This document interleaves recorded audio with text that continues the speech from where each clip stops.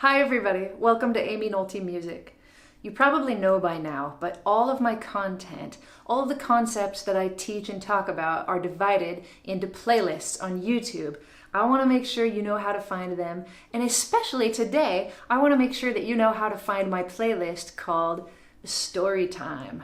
All you have to do is go to YouTube, type in my name, go to my channel, click on playlists, and they'll all show up for you, including Story Time. Today I'm going to give you just a tiny taste of what Story Time is comprised of, because there's quite a few good little nuggets in there for you. The first one we start off with is Crazy Gig Stories. And one time, this man came in, and he sat kind of to the side. He listened to me for like one song, and then he very purposefully walked over to the piano, took out a $100 bill, dropped it in my jar, and went and sat somewhere else. So I'm thinking, gosh, generous man. Okay, that's nice. Then he walks up to me after a couple more songs and he says, "Can you play Unforgettable?"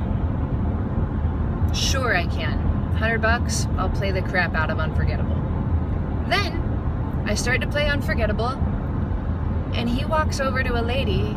There's two ladies sitting at a table together. It's evidently girls' night. They left their husbands at home. They're out for sushi together. He walks over and decides to ask one of them, so, you know, the one he thinks is cuter, if she wants to dance with him. This is not a dancing establishment. She declines. He goes back over and sits at his table. I finished the song, and then he comes and asks me if I could play another song. I don't remember what it was. Okay, so I play that song. He goes back up to the table of the two ladies and begs her to dance. He's like, "Look, I gave the piano player a $100 tip, and she's playing these songs and nobody's dancing to them."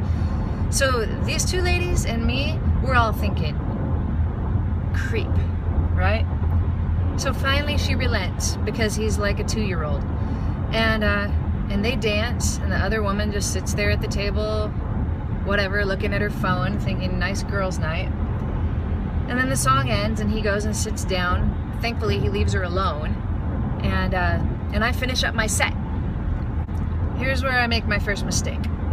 I figure since he has given me a $100 tip, I should probably go over there and say thank you, and then I'll go to my back room and take my break. So I tried to do that. I told him, "Hey, thanks for the tip, it was really nice." And that's when he says, sit down, let me buy you a drink." "No, I'm good, thanks, I gotta go eat." No, I got something I want to discuss with you." Hey kids, music is supposed to be fun, but if you can be open enough with your teacher to explain what your goal is right off the bat, I mean, one of two things will happen. Your teacher's going to say, "Oh, I can't help you with that." Or your teacher's going to be like, "Oh, well, I'm the biggest Def Leppard fan there is. Let's dive right into hysteria." You never know. You never know. But for Pete's sake, make sure you're having fun. There's no other reason. Like, there's no other good reason to be doing this unless you're having a good time, unless it helps you out in your soul somehow. Music and science. Ella is gonna hold the A, and she's gonna stay steady on the A. And first I'm gonna match her, then I'm gonna go above it, and then I'm gonna match, and then I'm gonna go below it. Okay, here we go. Just like that. Okay.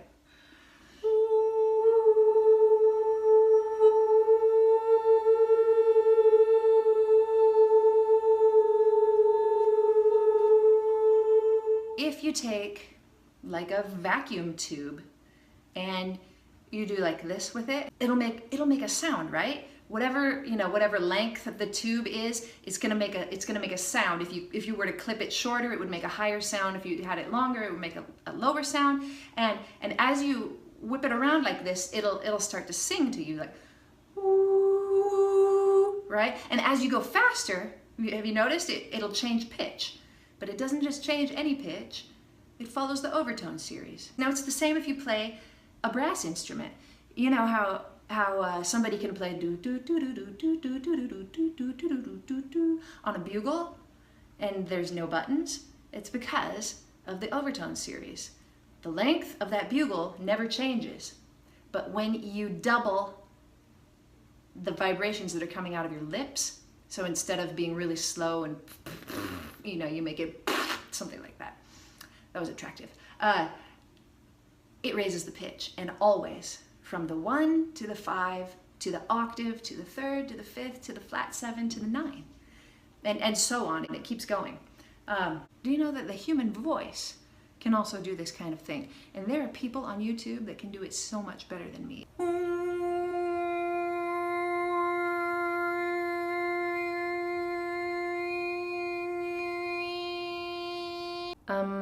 The J word.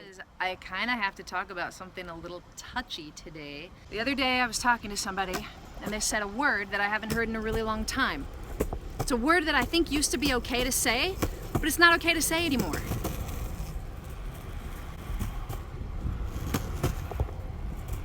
They said, Aimee, I really liked your cover of Wonderwall. Please forgive me that I'm about to say this awful, awful thing. I like the way that you took a pop song and you made it... I'm sorry.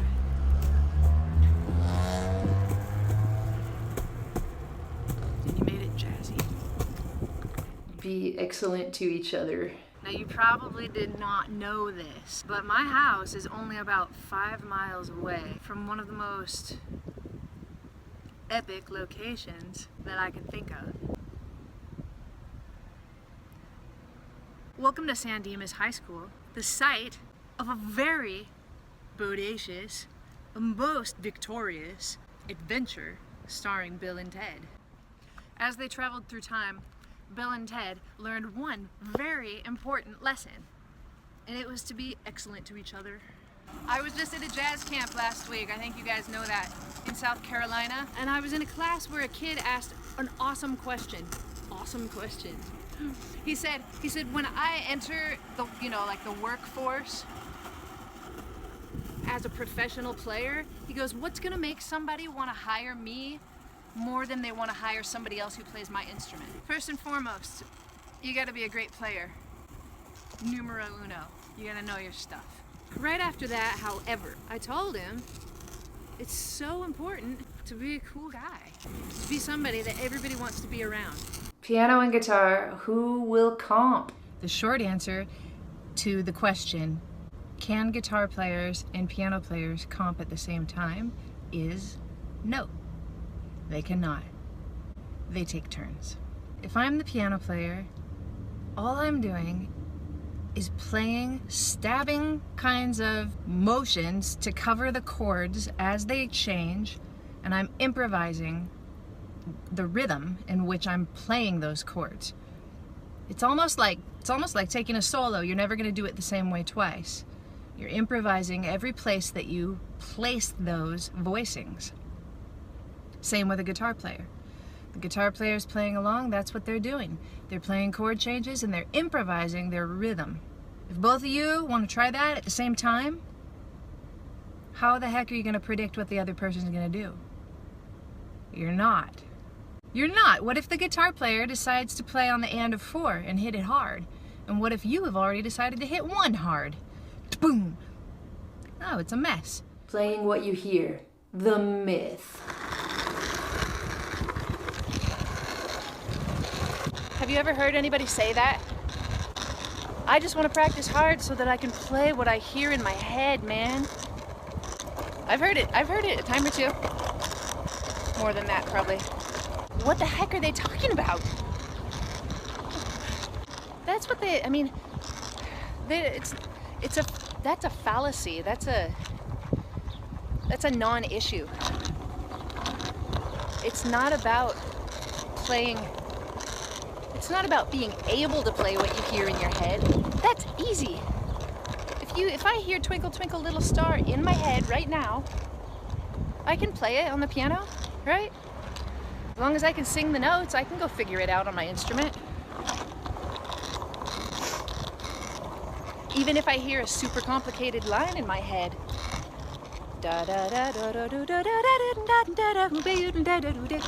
if I hear something like that, I can go to my piano, I can figure it out. Because I know the notes, right? I can find every one of those notes. Simple Simon. But, I mean, how do I know that lick? How did I hear that lick in my head in the first place? Now, what I heard in my head was not it's not that.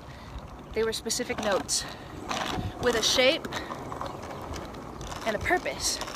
One of my favorites, An Afternoon with Phil Mattson. I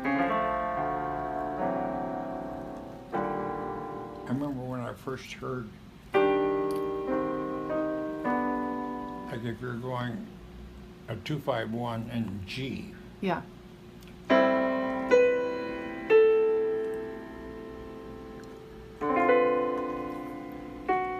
Oh, I love that.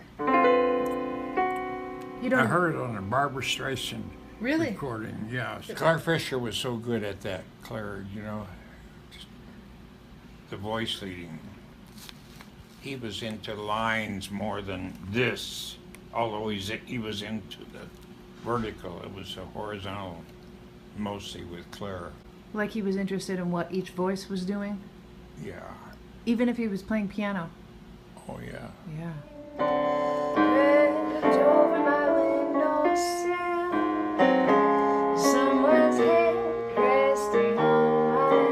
It's very tricky. Warm and tender as he can be, who takes good care of me. Oh, be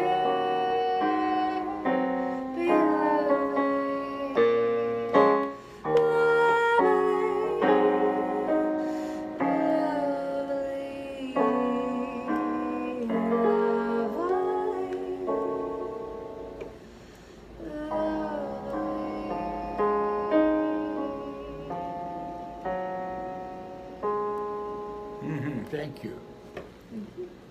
Thank you. Oh, God. Visit Charlie Parker's gravesite with me. The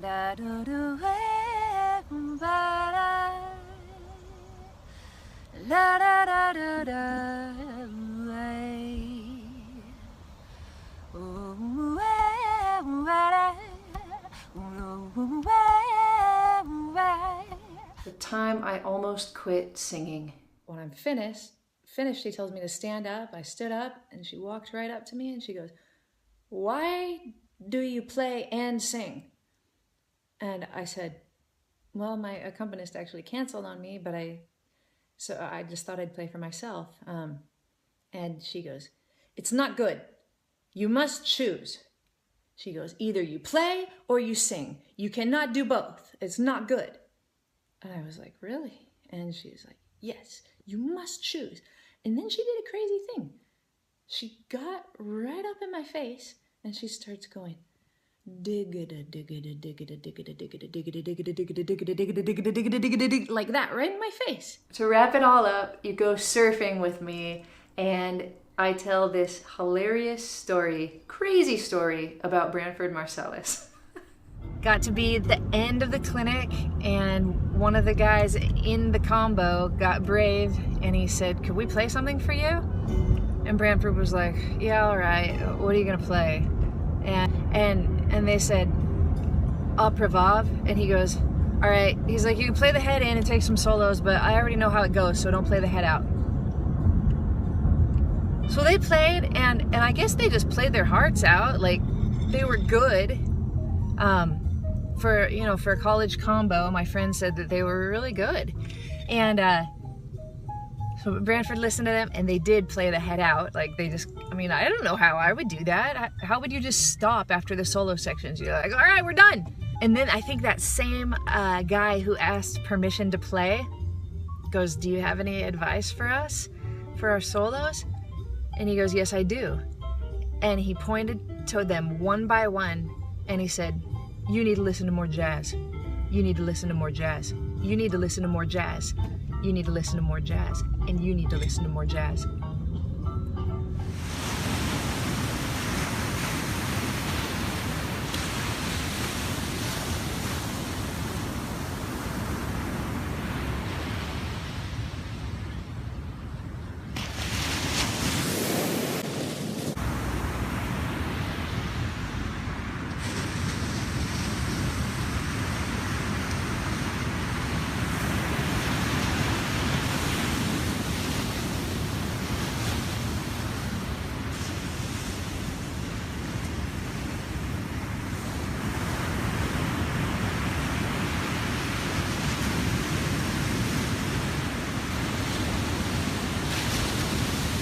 was fun, right? I think that was fun.